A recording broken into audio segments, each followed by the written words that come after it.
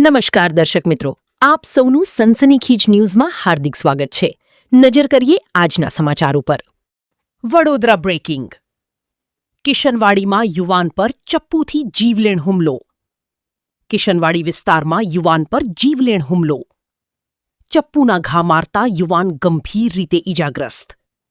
સારવાર માટે હોસ્પિટલમાં ખસેડાયો. મામલો વારસિયા પોલીસ સ્ટેશન પહોંચ્યો. પોલીસે ગુનો નોંધી તપાસનો ધમધમાટ શરૂ કર્યો. હુમલાખોરોને ઝડપી પાડવા પોલીસે ચક્રો ગતિમાન કર્યા. શું ઘટના બની હતી? મારા ભાઈને પકડી રાખ્યો હતો.